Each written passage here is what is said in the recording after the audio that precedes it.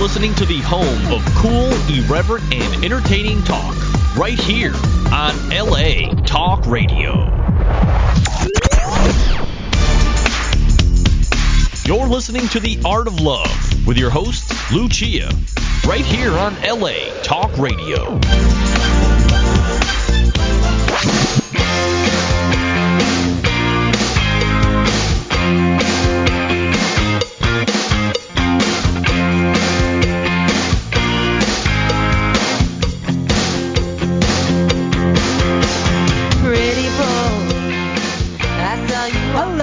Welcome to The Art of Love. My name is Lucia.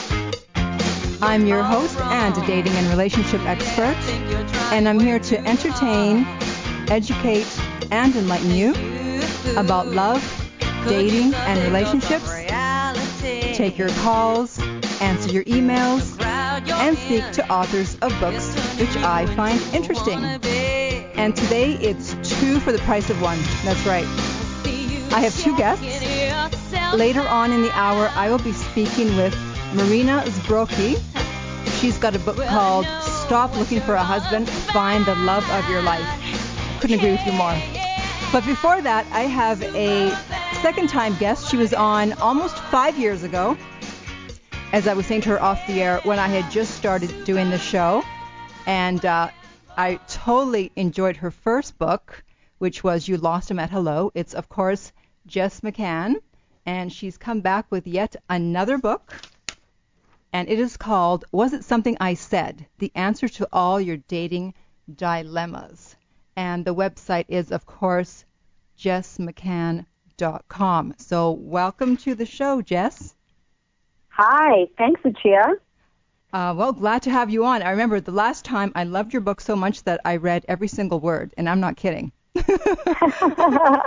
Well, I'm glad to hear that. Yeah, but things have changed. I'm a little busier these days, so I wasn't able to read every single word this time. That's okay. Yeah. I won't hold it against you. Okay, thank you. Yeah, it's a long book. So Jess is an internationally known coach and author. She's a regular guest on ABC's Let's Talk Live, has appeared on Good Morning America and Extra, and her books have been reviewed in numerous magazines, including Cosmopolitan. So how did you come to write this second book? Well, interestingly enough, when I finished You Lost Him at Hello, I really thought that I was done writing because I didn't think I had anything else to say. It was a very novel approach to dating using relationship building strategies from the sales world and taking them over to your relationships. This was really I felt like my calling, and I thought once I put it out there that it would be, that would be it.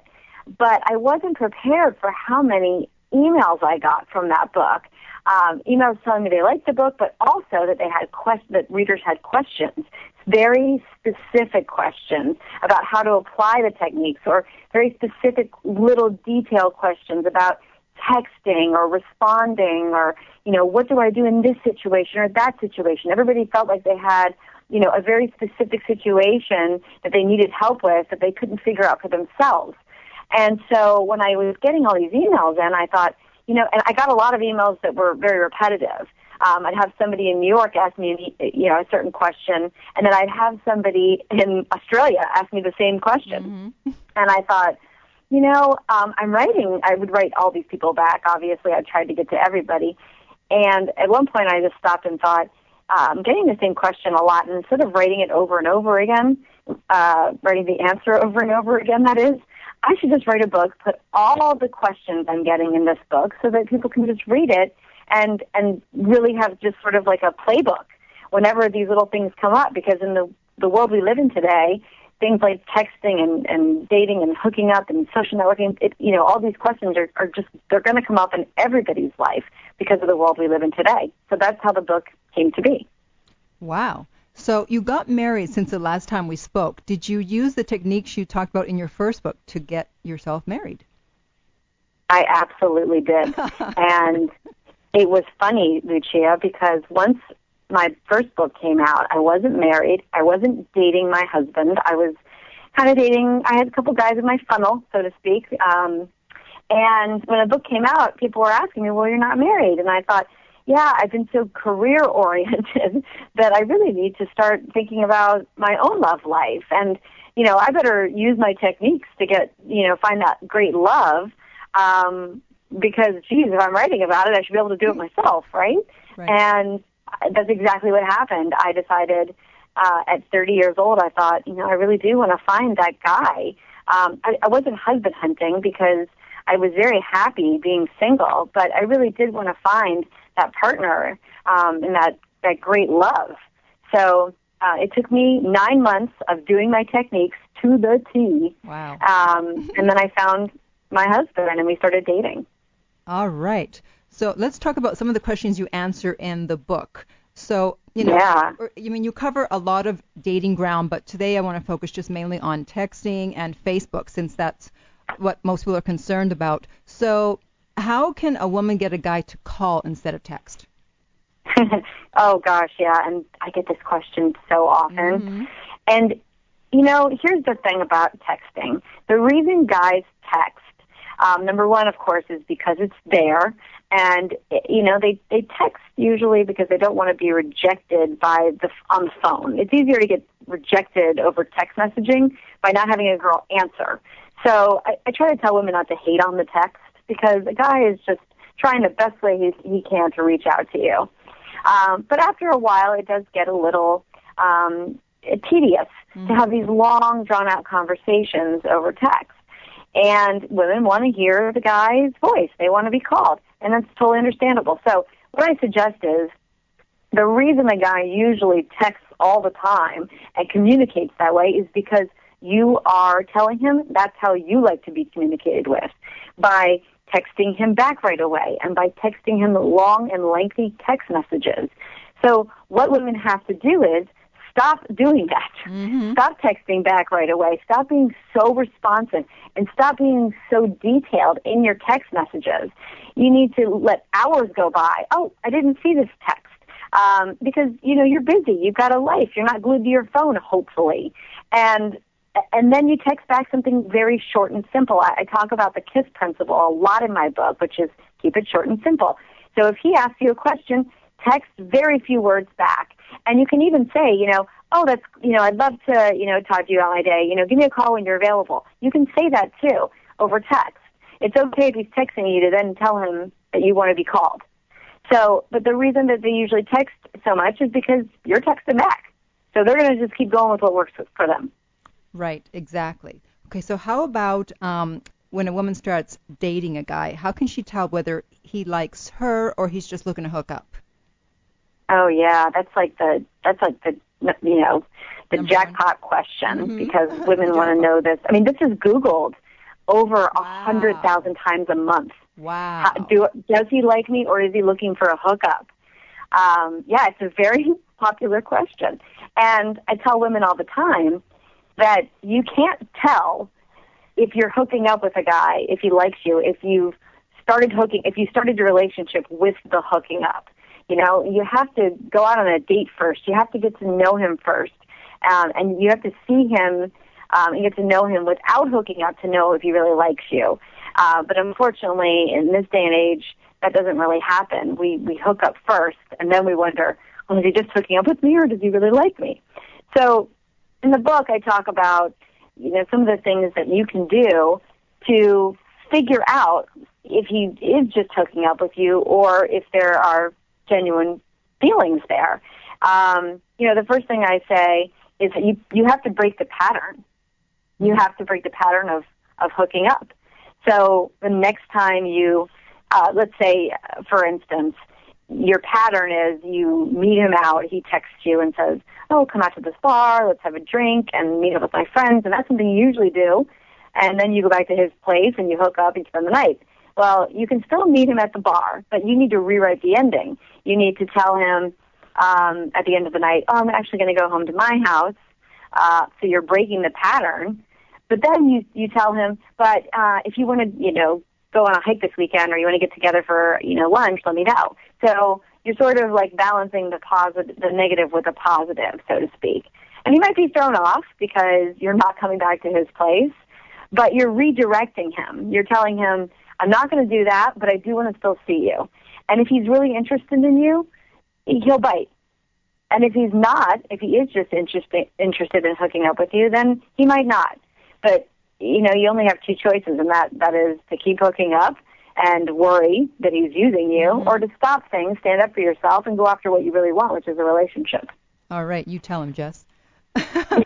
Now, what about, calling someone out? Because there's there's going to come a point when the guy's going to do something, he's going to cancel a date, or he's going to be like really late, and you do need to speak up. So how would one go about doing that? Oh, yeah, and I love that because so many women, they don't speak up. They just sort of keep everything inside, and they don't ask the questions, or they don't make a statement about how they're feeling. And I talk about it in the book, something that happened to one of my clients, and actually happened to me too on a date I had before I got married. So my client was out on a date, and the guy made a comment about the waitress, about her body, sort of a flattering comment, but still rude to be on a date with somebody and then talk about another woman. And she didn't end up, she was having trouble, like, trying to figure out what to say. And my advice to her was to explain how she felt, not in an angry way, but in a way that sort of just let her feelings be known. And he could do whatever he wanted with her statement. So I recommend to women saying things like, I want to tell you something that bothered me tonight. Starting the sentence that way prepares the guy for what you're about to tell them. It's sort of like, okay, we're going to have an uncomfortable conversation here. And then they can just sort of be on their guard, like, okay, I'm ready for it.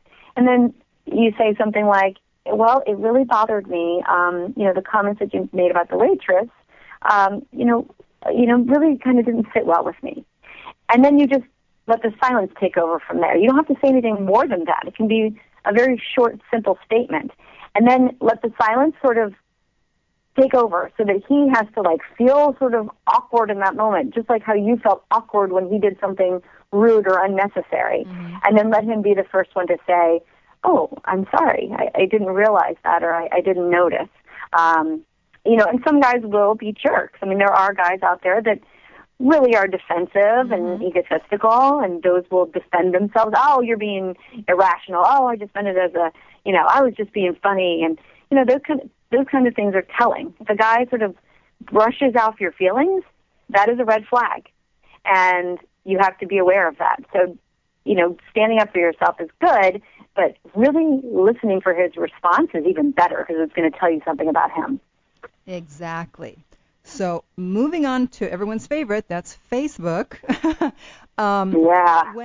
When should you add someone, and then when should you unadd them if things don't work out, or, defriend them?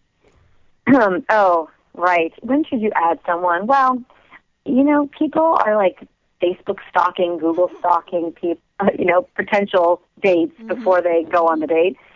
And that's okay. However, here's where the problem lies. Let's say you add somebody that you're going to go on a date with, and then before you even go on the date, a picture pops up of him and a girl. And then all of a sudden, you're wondering, well, who's this woman? What is their relationship? Is he going out with other people? And you're getting information that you really shouldn't be privy to. And it's probably going to create fear and worry in your own mind. And it shouldn't be there. You shouldn't know who he's spending his time with. It's okay if he went out with another girl before he went out with you. It's not like you're exclusive. So it's very detrimental to your own mental health to add people too early. So my recommendation is don't add anybody until they try to add you. And then even then, try to wait until there is some sort of established relationship. If you're just sort of dating casually, you've only been on 3 or 4 dates, I would really, really try not to add each other. Now, as far as defriending, I think that you defriend somebody when it's really time to move on. People are defriending people left and right these days. It's like, oh, they didn't call me back. Defriend. Oh, he said something nasty to me, or I didn't like that comment he left on my page. Defriend. And I really think that you can block somebody or hide somebody from your timeline so that you don't see them. But defriending, I think you only do that when you're really ready to move on, and you know you can't move on until they have sort of been eliminated from your viewpoint. it's hard to move on from a guy if he keeps popping up in your news feed. So I would say defriend him if you really need to not see him anymore. Yeah, I totally agree. I actually, if I'm dating someone, I do not add them to my page. Yeah, that's good. Yeah, only after we've broken up do I add them. You know, that way, right. I'm not looking at their page wondering what's going on. Yeah, like ignorance is bliss. I don't want to know. And then I rarely defriend. I mean, I haven't defriended anybody yet. If I do, it's because I'm really, really done with you. But otherwise, even if it's over, I figure, you know what? Why not let you see what's going on in my fabulous life and wish that you were still a part of it?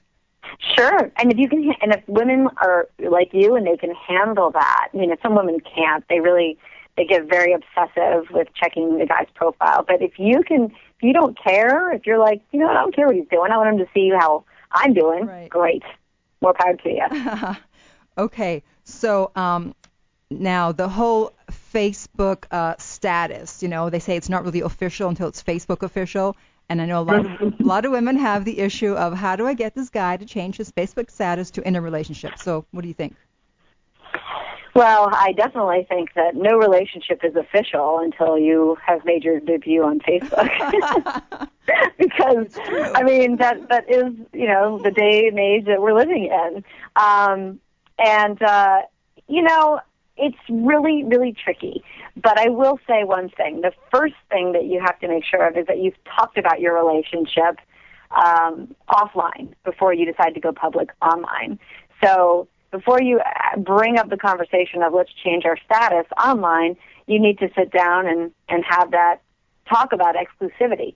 Now, once you've had the talk and you know you're exclusive, then all you really need to say is, I feel really comfortable.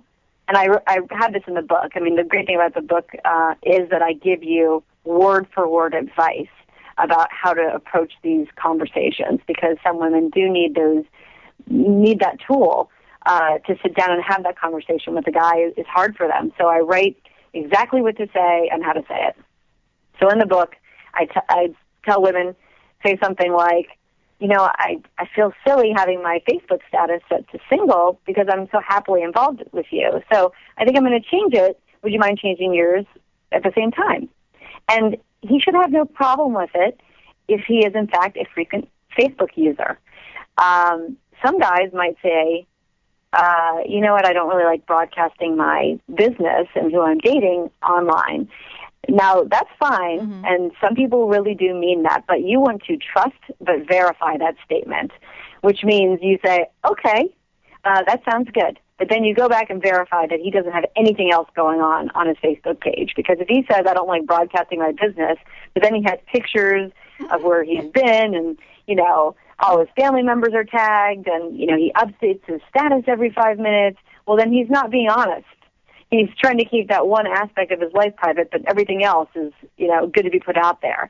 And so you want to make sure that what he's telling you is what he really means. And you do that by, like I said, trust but verify. Go back and just double check that he really doesn't like broadcasting his business. And if he has a page that has no activity, then you can trust him. You can trust that he really doesn't like, putting his life online. Yeah. I think mine right now says single, but I wouldn't, if I was in a relationship, I still wouldn't change it. I would just hide it, because I'm thinking of the fact, okay, I don't know if this is going to last. I don't want to have to change it 6 months from now and then go back to single and then meet someone else and then go back to in a relationship and then go back and forth and I look like Yeah, exactly. No one wants to have the Facebook breakup. That's terrible. Then you get all the sad comments. So sorry that you guys aren't together. And so you really have to make sure that this is going to be a relationship that lasts. So I tell everybody, really make sure that you're dating for a while. Make sure you're in the exclusive relationship for a while before you decide to go public online.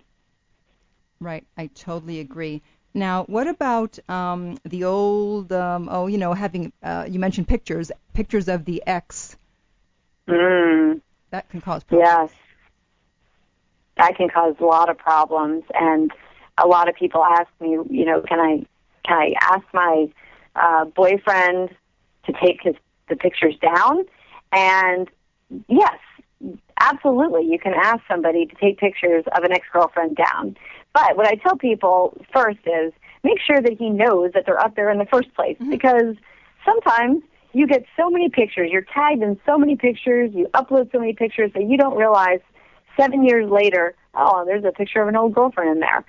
So the first thing you want to do is approach your significant other and say, hey, I just noticed on your Facebook page that you still have a picture of so-and-so.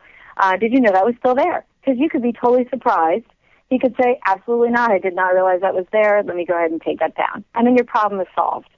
But, you know, and if he does say something like, yeah, I know it's there, I just haven't bothered to take it down, go that step further and say, well, it really does kind of bother me that she's still up there. Would you mind taking it down for me? And that's all you have to say. If he's a good, decent guy, he will. And if he's not, if he's the kind of guy that says, oh, you're making a big deal, it doesn't mean anything, if he disregards your feeling, well, again, that says something about him. And that says something about the kind of man he is. Because any guy should be able to take down a picture if it bothers you. It doesn't matter how long ago they dated or what the circumstance was. If you tell a man that something really is bothering you, he should oblige if it's something simple like an ex-girlfriend's picture on his Facebook page. Mm-hmm. Right. This is like the equivalent of burning pictures. Since we don't have actual pictures to burn now, we can only take them down. Right. Cool.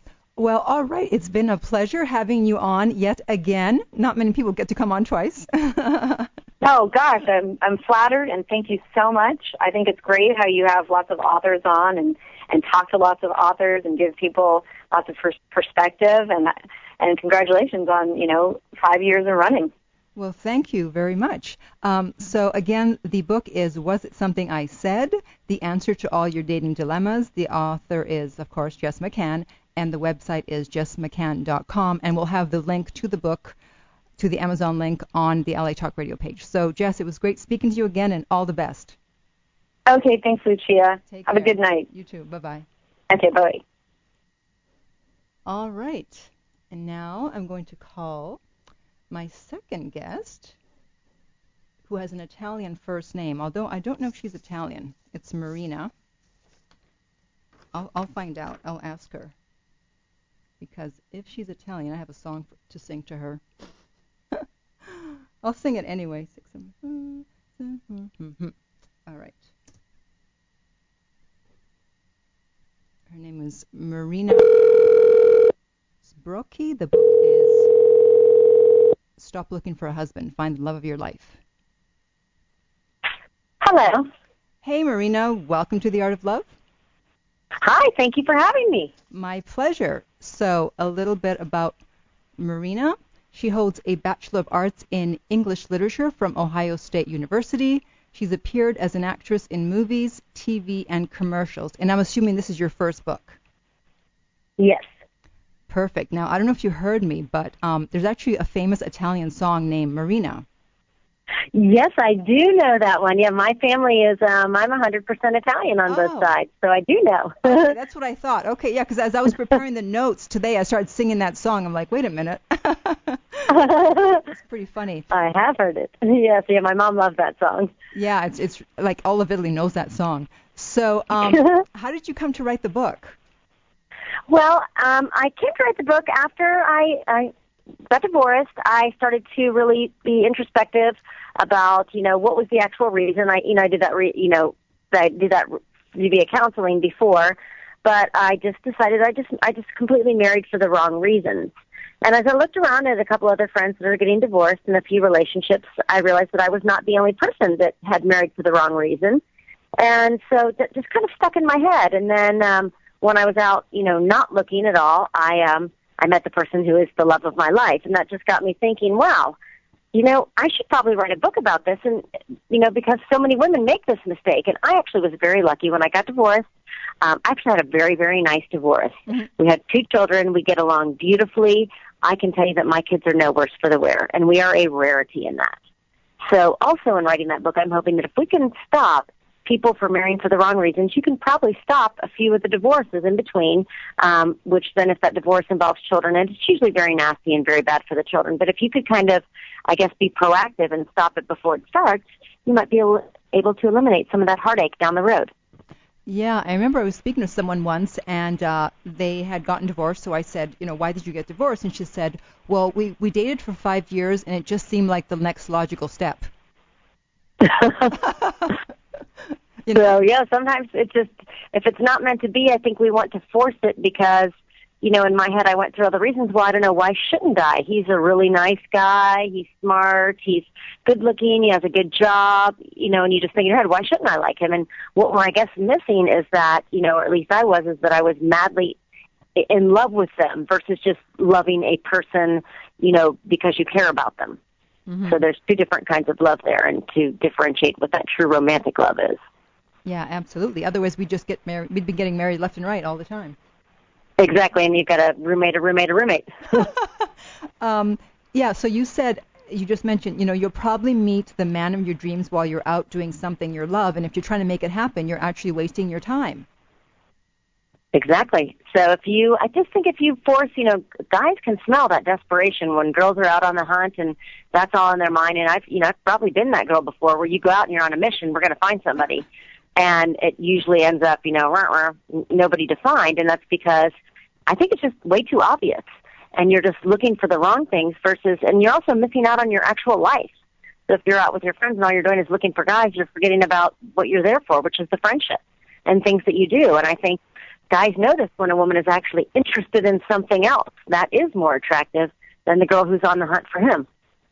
Yeah, I'm really busy, and so when I get invited to social events, I think, okay, what's the real reason I'm going?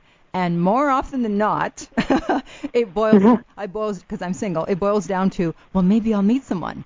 And so, yeah, go ahead. Oh, there's nothing wrong with that, I don't think. Well, but then it's like I'm going just in case I meet someone, and then I don't, and now I've wasted my time. You know what I mean? So, I've stopped going for those reasons. It's like if that's the only reason I'm going, then I probably don't go. Because there's nothing else interesting. I thought you meant if there's something else for you to do there, then, it can be a secondary need. But, yeah, I agree with you. If that's the only reason why you're going, it's, if nothing else interests you, then go with something that interests you in your time. Yeah, because, a friend of mine, he met someone in his living room. Talk about not having to leave the house. He used to teach piano, and this woman came over for piano lessons, and then ended up dating for like 5 years. Oh, wow. Well, yeah. Hey, isn't that amazing? And sometimes you never know. And I was at a concert, and it was the guy standing in front of me who happened to be really cute, and I thought I'd take a chance and just reach out and tap his shoulder and ask him what's up. And we're still together 4 years later. And are you married? Yes, we did. We eloped last year. Wow. So if you hadn't tapped him on the shoulder, then you may not be married right now. Exactly. And what I found, which is truly, I think, the absolute love of my life. Wow. And I can just honestly say it was just the luckiest tap ever. It could have been, and that's just, what it is in life. Sometimes it's about this random timing. It could have been, if it would have been a year earlier, I would have still been married, wouldn't have tapped him. And he would have been with somebody else. It was just all the right things at that right time. And then I took a chance to say hi. And he could have turned around and said, oh, I'm married. And, or just blew me off. And, it would have been a whatever. It's 2 seconds of my life that I missed. But if I didn't take that 2 seconds, I wouldn't have found him. Wow. And that's so great because often women are so afraid to make the first move to approach a guy. Yes, and I think just a good mindset to get yourself in to kind of overcome that fear of approaching people is just thinking, well, what's the worst thing that can happen? I mean, nothing really. You don't know them. So if you ask them a question, it's 2 seconds out of your life. If they kind of rebuff you, you didn't know them. You're not up on TV. It's not going to be on the news. But if you think about it this way, but if you don't ask him, you actually could be missing out on talking to the love of your life. So that would be the worst thing that can happen is you could miss the love of your life.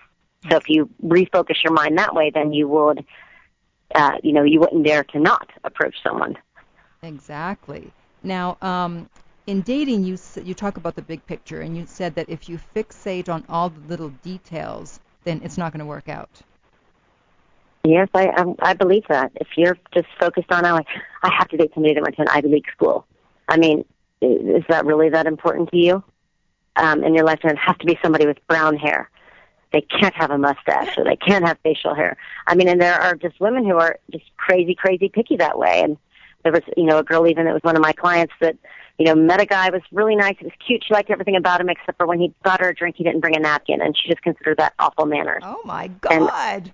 And, geez, Louise, girl, wow. That's some sort of crazy standard. You have to just relax a little bit and realize that people are people, too, and people make mistakes, so they're not perfect all the time, and to just, if you're so picky about every little detail of things that really aren't important in the big picture, then that's when you go downward by yourself.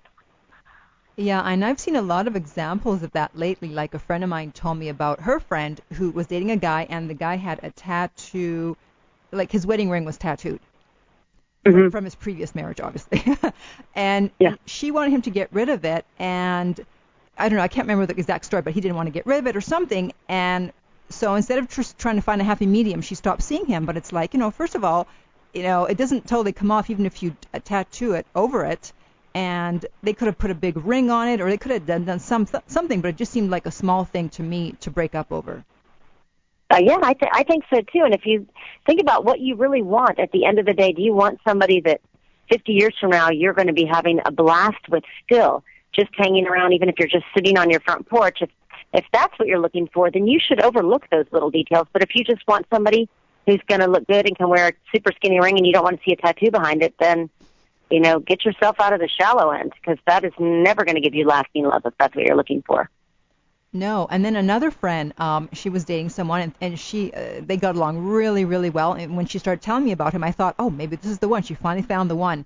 And then he had asked her age, and she didn't want to tell him, so she lied by a few years. And then he found out she had lied, and so he made a big deal out of it. It's like, you better come clean or this is over, blah, blah, blah, blah, blah. And they broke up over that. Oh, geez. And, and you wonder, and, the only thing I have about the lie, I think that's just a dumb little lie, is that somebody might think, wow, if you can't be honest enough about something as just trivial as your age, what else might you lie about? And that maybe it might set the precedent in somebody's mind. Is she going to lie to me every time she doesn't think that I'm going to like what she has to say? So that one maybe, even though they could have had a conversation to maybe settle that, and she could have just said, oh my gosh, it was just this one thing, and I'm sorry, I won't do it again. You could have probably conversation solved that one. And, if she could have assured him that in the bigger picture, no, she really doesn't lie about things. It was just, a foolish choice at the time when she decided to lie. And with communication, they could have worked that one out. Right, yeah. Well, but I'm just a believer that you shouldn't really lie about anything, especially from the beginning, because that is going to put a little red flag in somebody's head to think, that's, are you lying about your life? Yeah, I definitely told her she shouldn't have lied. She should find a way to around that question. I gave her some tips on how to answer it. But at the same time, it's like, why are you even asking? And plus, most women lie about their age anyway. Mm-hmm. And my biggest joke is you lie high. Say that you're like 74, and then you look awesome for 74. Right. I'm 60. Okay, so then in the book, you also mentioned that where a guy takes you is a solid clue to his personality and intentions. I think that's really important to keep in mind. Yes, if you're going straight back to his house, that's where his intentions lie. But you get called after 2 a.m. To do something, that's where his intentions lie. He thinks about what you like to do, and that's, even to go even a little bit, more particular, let's say you're a vegetarian and he knows you're a vegetarian, and then you get taken to the biggest steakhouse in the world, maybe he's not so thoughtful or not thinking or, and that's not a reason to, it's maybe a reason to have a conversation. Yeah, obviously the first date, the guy would probably just want to go for coffee or a drink because he doesn't really know you, so he doesn't want to invest a lot of time or money. But after a while, once you're dating, if he's not putting energy and effort into the dates, then he's probably not that interested. And that's what I think too. And actions speak louder than words, and that is a rule to live by. Yeah, I remember one time this guy that I was dating, he said, oh, well, what do you want to drink when you come over? Wine, champagne, huh? I said, okay, I'll have some champagne. And I said, but not too much because I'll be driving. And he's like, well, don't worry, I'll make sure you get home safely. And I said, okay, but then how am I going to get to your house if you're going to make sure I get home safely? And so he sent a car to pick me up and to drive me back. Well, how nice is that? Exactly. And that is somebody that's, it's really, really thoughtful. And then also extra thoughtful that he thought of the return trip and wasn't trying to be sneaky to say, oh, let's let you drink and then you can just stay here. You don't have a car. I know. I thought of that, too. I'm like, is he trying to get me drunk? But no. Okay, so moving on. I love the fact that you said if you don't ask, the answer is always no, because this can be applied to all areas of your life, even like business. Everything, yeah. And I stole that from a business person. It was a friend of mine who was in sales, and he was in ruthless, like, exterior modeling sales, which was it's a very, very hard sell. And he just was very tenacious and super successful, and his motto was, well, if you don't ask the question, the answer is always no. And this was in my early 20s. I grabbed onto that, and I was like, that is genius, because that's true. You know, people can't read your mind, and I did apply that to all aspects of my life. I would want something, maybe be too embarrassed to ask, and I would just hope somebody would guess and, make it happen. And then when things started not happening, I was getting disappointed, and I thought, well, I can solve this really easily by asking. And it's a great problem solver in life, but also for dating is people don't know what you're thinking, and nobody's a mind reader, and you don't know if that guy out there, maybe he's too shy to say something to you. So go ahead and say something to him. Then you might never know. There could be two people that could stare at each other all night long, both wanting to do something. Nobody does it. Nothing happens. But you go ahead and get that little bit of courage up to just ask one little question to someone. And, if you didn't ask, it's a definite no. You ask, there's a possibility for conversation and who knows what later. I know. It's brilliant. Now, you said that almost every guy you've talked to said he wants a woman who can keep her cool. So expand on that. Yeah, just somebody that is a lot of the big complaints that guys had as well. She rushes into talking about marriage, or she gets all nitpicky if I don't do something at the exact same time, or if I don't call her 20 times a day. I just want her to relax. They say relax, chill out, be cool. This was a very, very common theme, which just pretty much means somebody that, I got it to mean that can just trust you. It comes from trust, not recording every little word that he says and coming back if he, just errs just a little bit, or, busting his chops if he's 5 minutes late or 10 minutes late. Just being cool and relaxed, and just don't let little things upset you. And I think, that's, you adopt the more Zen mantra of life, the more cool we all get, probably the more pleasant you are to be around, and just the more fun you'll have. And if you're getting nitpicky and bent out of shape over every little thing, that is not a fun relationship.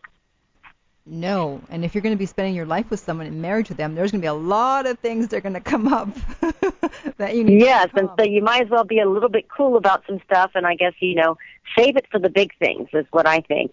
Save your complaining for the big things. You don't want to be hassled every time about just something ridiculously small. So don't do that to someone else. Exactly. So what is your 4 seasons rule? I'll tell you what mine is after you tell me yours. Yeah, 4 seasons is essentially, it means a year. So you have to go through summer, spring, winter, fall. So I say that you need 4 seasons to really get to know somebody. That means the span of one whole year. And I believe that for several reasons, one of which that if this is the love of your life, you have a lifetime to enjoy it. I think there's nothing good comes from rushing anything. And if you just think about it logically, well, we want to hurry up and get married. Well, why do you want to hurry up and get married? Right. If you're going to be married forever, and just logically, it doesn't make sense. To me, that's usually a red flag that you're afraid somebody's going to leave or something's going to find out something. And those ones usually end up in divorce because there's a reason why they're hurrying, which is not taking your time to do the right thing. So my 4 seasons is at least a year. And, I'll be honest with you, just from personal experience, right about, I've had like around the 8-9 month mark is when you really get to know somebody. Mm-hmm. And that's when a lot of things seem to go, and you've invested some time. And so there's that part of your head, you're like, oh man, we're already 10 months into this and I got to start all over again. But at the same time, why do you want to work with something that's not workable? So, cut your losses early and you get that year's time rather than rushing in and marrying somebody that you've met after 3 months and then you're divorcing by that time that year comes around. Yeah, or the excuse people use is, oh, well, we just want to start our life together. Well, you already have your life together. Exactly. There is no start sign once you get a ring and drop, millions of thousands and thousands of dollars on a wedding. Right, now we can start. Before we weren't together. Now we can really start. My Four Seasons rule is if we go on vacation, we have to stay at the Four Seasons. Oh, that's perfect. And there's nothing wrong with that. Yeah, no. One time when I went to Hawaii, and this was like way before social media was as big as it is, we were staying next to the Four Seasons. And so I went there and I took some pictures, and I didn't even know it was the Four Seasons. It was just so beautiful. And now I'm thinking back, it's like, wow, if this was the day of Facebook and Twitter, I'd be, sending out the photo saying, hey, I'm at the Four Seasons. I'm not saying I'm staying at the Four Seasons. I'm just saying I'm at the Four Seasons. And you are. You're at the Four Exactly. Seasons. I'm looking at it right now. That's right. Here it is. See, I'm at the Four Seasons. So let's see. What about the 3 strikes? What is that all about? 3 strikes, that is just, that I think is a really, really, really, really big one. And, what is not talked about, one of these is mental abuse, which is not talked about, but it happens to many, many women. I guess a lot of times we think of abuse, we think of physical abuse. Somebody's hit you. Mm-hmm. And for most people, that's a definite no. If he hits me, no. Which, that is true. No. Anybody physically assaults you one time is one time too many, say goodbye. Mm-hmm. Don't even try that one again. Let them start anew with somebody else. So that's a 1 strike, you're out. Yeah. But the other ones, the 3 strikes, I'm speaking more of mental abuse. Mm. And, sometimes people just say things that they don't mean, like, oh, well, you look kind of chubby in those jeans, which, maybe that's just a rude remark, which every good man should know not to ever say that to a woman, even if she does. But let's say he does. Right. Then that's like a, hey. But then if it goes a little bit meaner cut where they start to, that's one time, okay, I'll let that slide. I just really am, you used to be, you told me you were overweight before. I don't know that I trust that you're going to stay thin, and start kind of questioning you and belittling you. And anytime your inner voice says, that didn't feel good, or that wasn't right, or ouch, that hurt, pay attention to it, because that's probably not going to stop, and then it's going to go from there, and then suddenly somebody's going to be controlling what you're eating. Well, what did you have for lunch? Well, that wasn't good, and suddenly somebody's got his little digs into your life. And let me tell you, you do not want to be with someone who's going to try to control you or your life. And I think somebody wrote a book, it's called Walking on Eggshells. And that is exactly what it's like. If you've ever been with somebody who is mentally abusive, it is like you're walking on eggshells at all times. You're afraid to say anything because what's going to set someone off. Do not even set yourself up for a relationship like that. And I know sometimes, because I've had that happen to me, 2 times. One, I was in a mentally abusive relationship for maybe 10 months. And it was awful. Why it took me so long to get out, I don't know. Mm-hmm. But I knew starting about 2 months in that this was going on, and it just hit at me. And then finally it knocked loud enough that I got out of there. And then shortly after that, I met somebody else. But as soon as that happened, it happened twice. He started to try to get into that little control and mentally abusive. I knew exactly what that was. An alarm went off in my head, and I never talked to him again. So I think we really, really need to be aware. Sometimes I think as you get older and you're just not finding anybody, you do get a little bit of desperation to want somebody, and somebody may seem that perfect on paper. He seems all these things, but he's a little controlling or he's a little abusive. Pay attention to that. You do not want to be with somebody if it's going to be a life of walking on eggshells. Not at all. You would rather be single for 20 years forever. And forever, than to live with somebody like that. Yeah, the rule of thumb I go by is, if someone says something and it doesn't feel good, I ask myself, would a friend of mine say that to me? Would a good friend say that to me? And if the answer is no, my friend would never speak to me like that, then I know it's abusive.